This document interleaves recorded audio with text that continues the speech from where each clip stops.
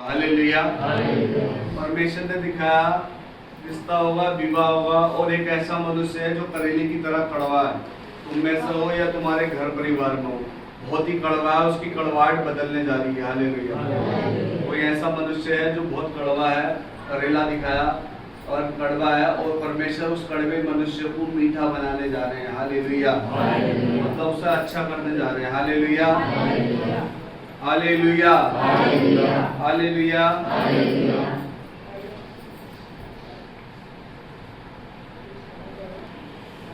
के काना में पहला आचार्य क्रम। यीशु फिर तीसरे दिन गलील के काना में किसी का विवाह था और यीशु की माता भी वहां थी। यीशु और उसके चेले उस विवाह में निमंत्रित थे और दाखरस घट गया तो यीशु ने उसकी माता से कहा, यीशु की माता ने उससे कहा, उनके पास दाखरस नहीं रहा। यीशु ने उससे कहा, हे महिला, मुझे तुझसे क्या काम, अभी मेरा समय नहीं आया है। उसकी माता ने सेवकों से कहा, जो कुछ वहाँ कुछ है वहाँ तुमसे कहे वही करना।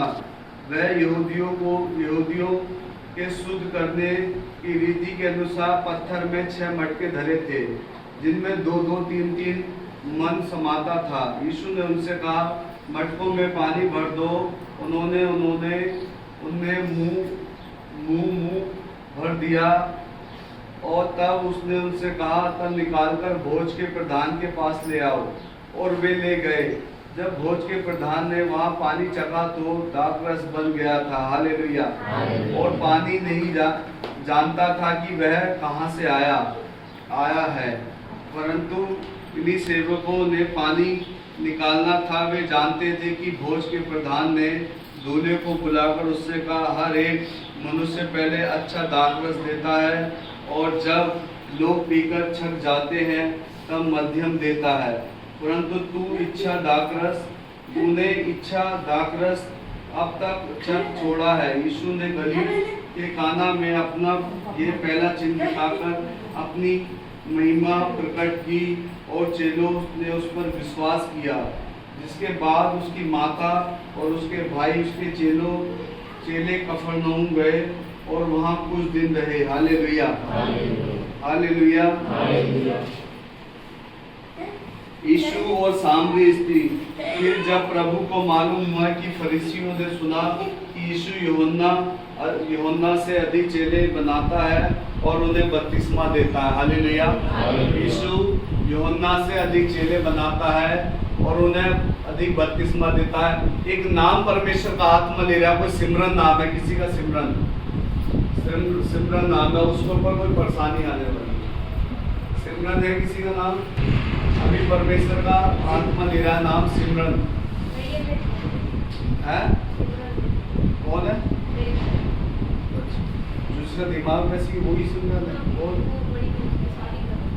शादी का बीज वो अभी आई थोड़ा सा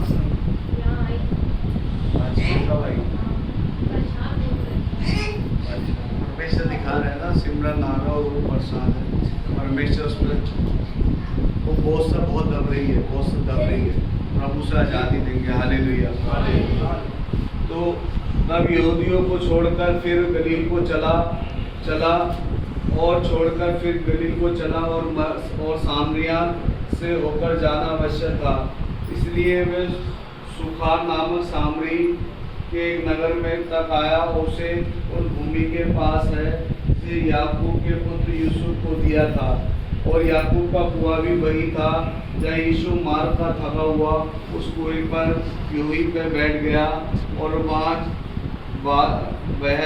यह बात 6 घंटे के लगभग हुई। इतने में एक सामरी स्त्री जल भरने आई। यीशु ने उससे कहा, मुझे पानी पिला दे, क्योंकि उसके चेलों तो नगर में भोजन मोल लेने के लिए गए थे। उस सामरी स्त्री ने उससे कहा, तू यहूदी होकर मुझ सामरी स्त्री से पानी क्यों मांगता है? हालेलुया। पहले क्या है, सामरी स्त्री क्या है, पहले पक्षपात होता था। ज़्यादा क्या होता था, ऊंची नीची जाति का क्या होता था, पक्षपात होता था। तो यीशु से सामरी स्त्री बोली कि तुम मुझसे क्यों पानी मांगता है? मैं तो एक सामरी स्त्री हूँ। क्या हूँ? सामरी स्त्री हूँ। तुम मुझसे पानी क्यों मांगता है? तू तो यहूदी है और यहूदियों का राजा है। Hallelujah, hallelujah.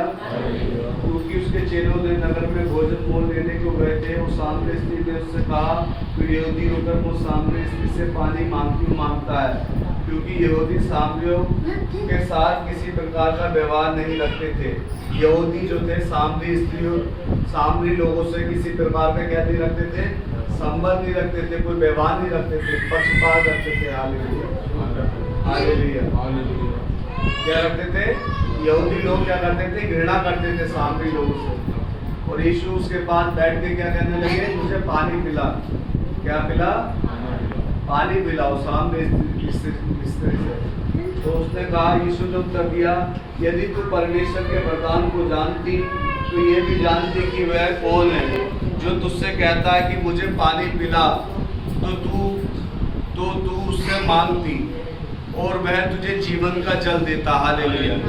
क्या देता? अगर तू परमेश्वर को जानती तो वह तुझे जीवन का क्या देता? जल देता। हालेलुया, जीवन का जल देता। स्त्री ने उससे कहा, हे प्रभु, तेरे पास जल भरने को तो कुछ भी नहीं है और कुआं गहरा है, तो फिर जीवन का जल तेरे पास कहाँ से आया?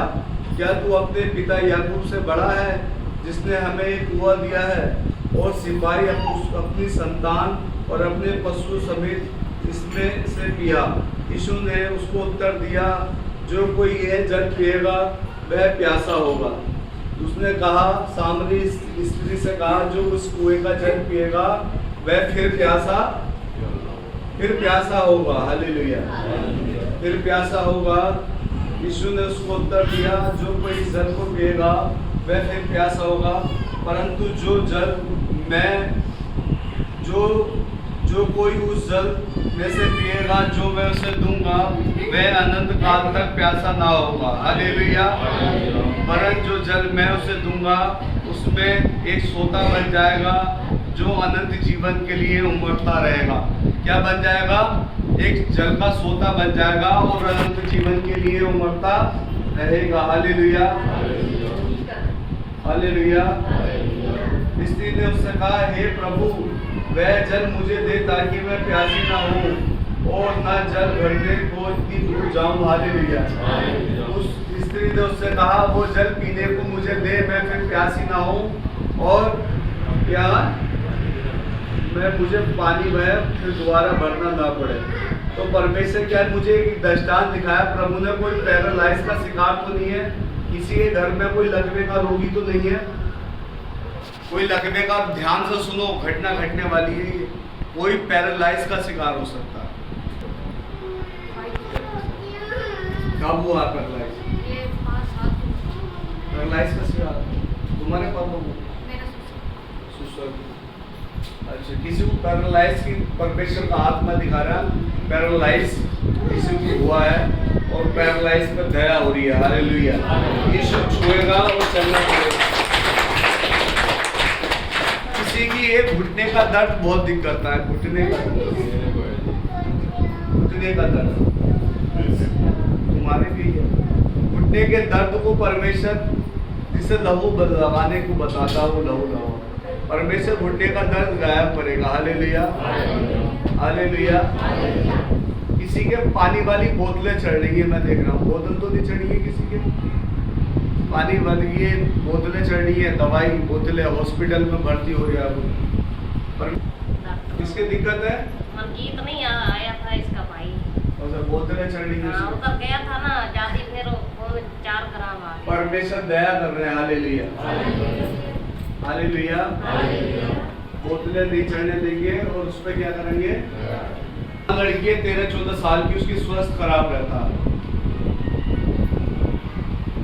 साल की, और उसका स्वास्थ्य खराब रहती है। कोई है लड़की? किसकी लड़की है? हाथ खड़ा कर। तुम्हारी लड़की है, तबीयत खराब रहती है उसकी, परमेश्वर उसको दया करेंगे। हालेलुया। सत्संग में आते क्यों नहीं? तुम सत्संग में लेके आओ। जब सत्संग में आओगे तभी तो तुम्हें परमेश्वर छुएगा, चमत्कार करेगा। हालेलुया। ये धूप मत देखो, ये धूप मत देखो, ये धूप से मत डरो, गर्मी से मत डरो, जितना मेहनत